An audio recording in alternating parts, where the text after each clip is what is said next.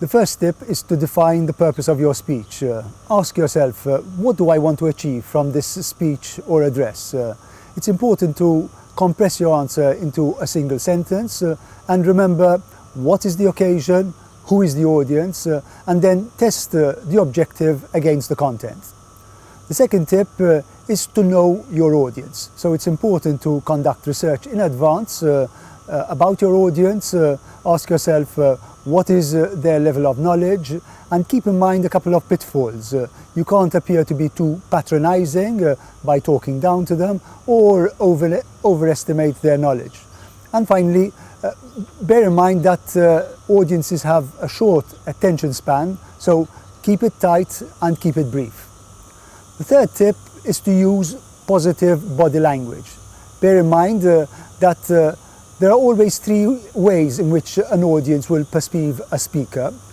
55% is visual, 38% is vocal, and just 7% is verbal. So be aware of your mannerisms and nervous gestures. It's important to appear confident and composed, build rapport with your audience, and use your voice positively, ensuring that there is volume and variety, clarity and conviction, emphasis, and the right amount of pauses when required. The fourth tip is to be aware that speeches work on multiple levels. There's informing, persuading, motivating, and inspiring. If you're informing your audience, you need to make your facts interesting and relevant to the people listening to you. If you are persuading, you are working not just at the rational level, as in information, but also at the emotional level.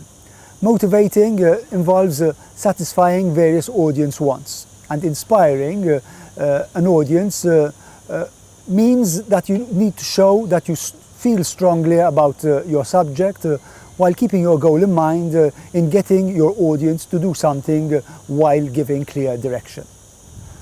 The fifth tip is to satisfy these audience wants, which I referred to earlier. Audiences want to learn something, they want to gain or save money, they want to feel pleased or proud, they want to improve their health or their lifestyle, or they may want to increase their security. You do this by saying what's in it for the audience, describing the benefits, and above all, sell the sizzle, not the steak. The sixth tip is to use what we call you appeal. In other words, try and think of the way of communicating with your audience through what the audience is going to gain from it.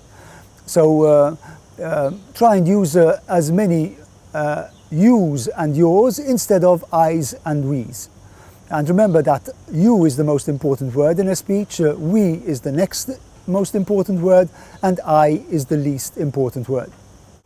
The seventh tip is to keep the audience's attention. Make your message as visual as possible and introduce what we call interest peaks.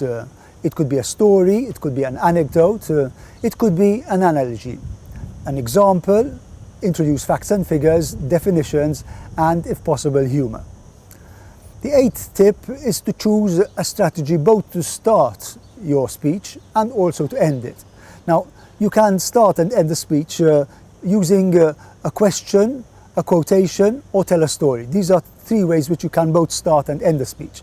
But I suggest that you can also start the speech by being factual, relevant to the audience, using some historical reference, and also, if necessary, mind reading. In other words, telling your audience that you know and you are aware what is their greatest concern.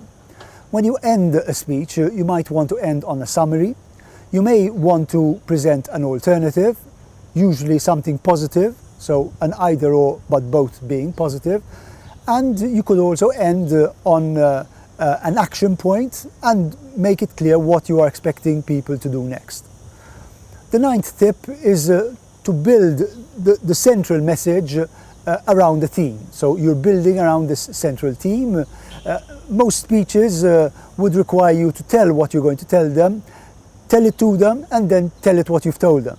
But very often the central theme will run through the whole presentation or speech that you make to make. It brings logic and cohesion to everything that you say.